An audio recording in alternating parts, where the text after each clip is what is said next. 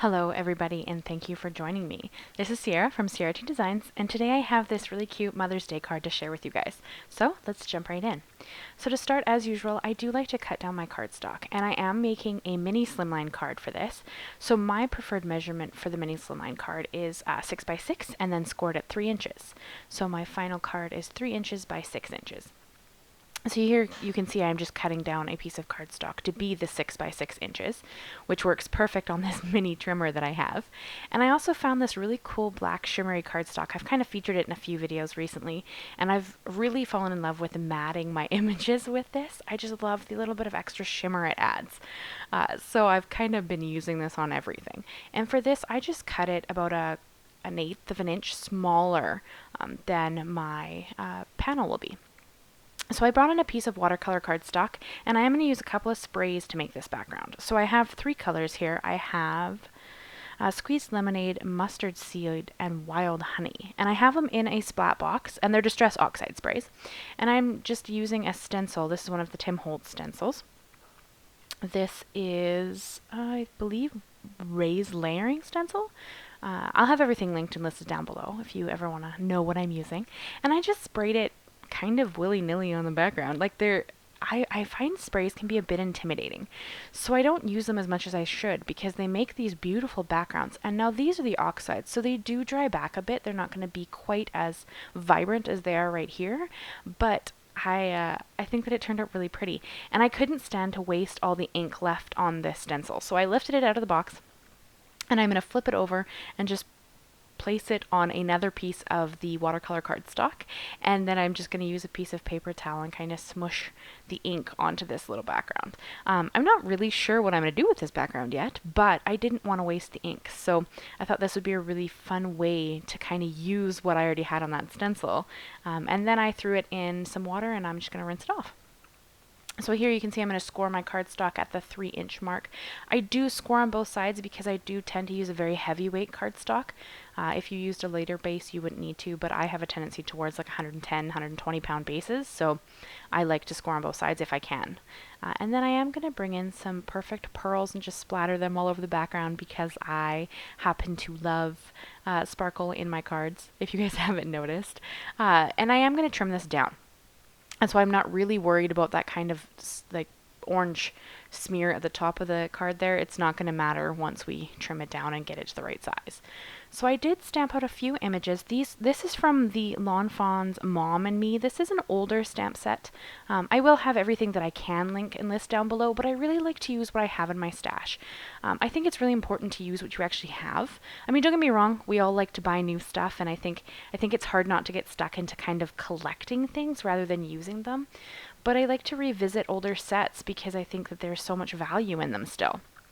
I mean, you own them, right? You can use them anytime that you want consistently. So I do kind of try to use older stamps as well. And so I did stamp out the little owls, the mama owl holding the little like baby owl. And I really wanted them to be mostly like a white owl, but I am going to add shading. So I brought in 3 Copic markers. I have N0, N2, and N4, which is neutral gray. And I'm just kind of stippling the baby a little to add a little more color. And then I'm just adding shadows under the wings, around the eyes a little, under the head, anywhere that I think a shadow would be cast. And this is super simple coloring. You don't need 3 colors. That's a little bit overboard for what I'm doing here, but I'm trying to get more practice with my Copics, so any excuse to bring them out and color things. But I am just creating some depth to the shadow so it looks more alive, if that makes sense, like that there's more to it.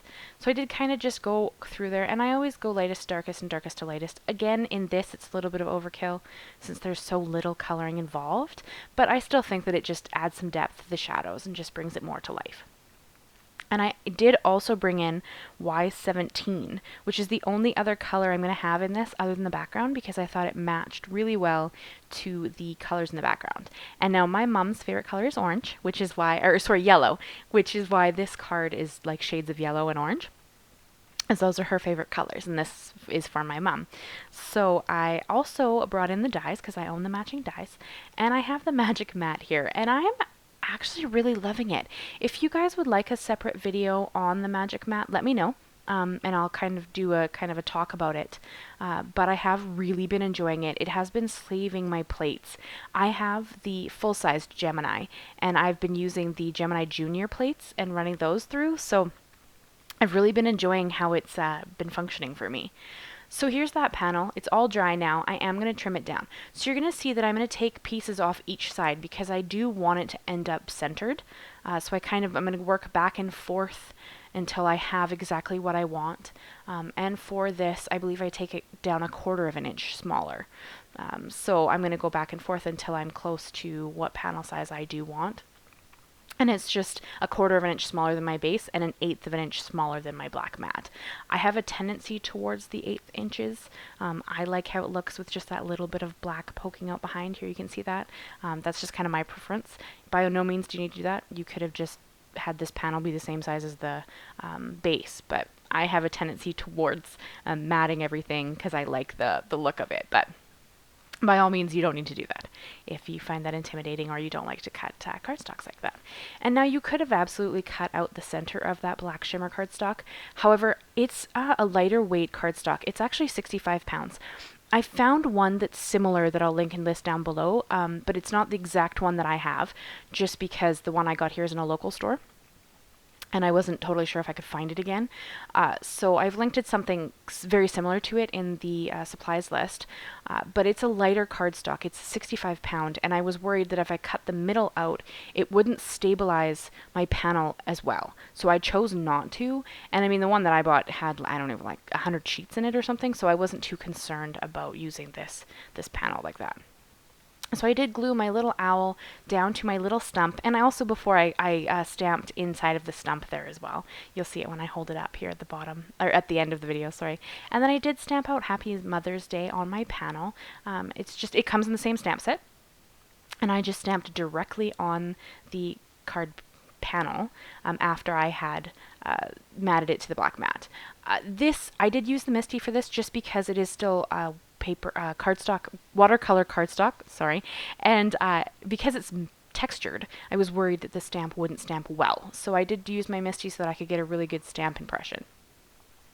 I also brought in another owl from the same stamp set, and this one says, "Owl always love you." I just thought that was so cute, and I stamped it down using a Distress Oxide ink. I believe I used Wild Honey for this. No, it might be mustard seed. I think it's mustard seed, actually.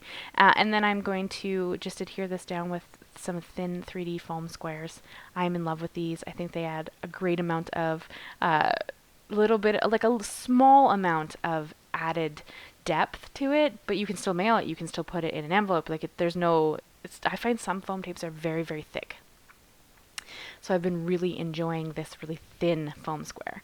And I'm just going to pop my owl down in the center of this card. And I even have the little stump kind of hanging over the base there.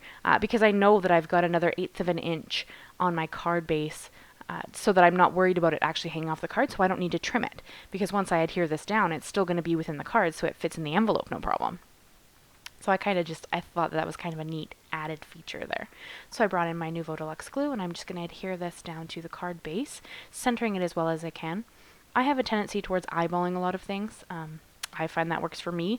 By all means, you could measure stuff or use your T-square ruler or whatever, but I have a tendency towards just eyeballing it. My mom's going to love it regardless, so I'm not too worried about it. And then I also brought in some sequins. These are the Simon Says Stamp Moonshine sequins, and I kind of just threw a couple on there. I believe I used about 5.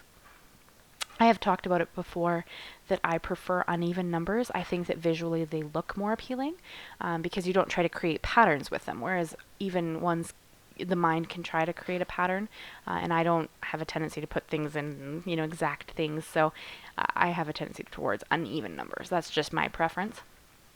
So I just kind of smattered them around the little owl and near the sentiment there at the bottom. And I think they just turned out really pretty. I'm going to hold this up here in one sec just so you guys can see it, and I'd love to know what you think. If you are a mom or taking care of someone, I hope you're having a wonderful Mother's Day. And thank you guys so much for watching. I'd love if you'd consider subscribing. I do a new video every Monday, and then I join in on hops whenever they're available to me. So please leave me a like, leave me a comment, and I will see you guys again soon. Thank you so much, guys. Bye-bye for now.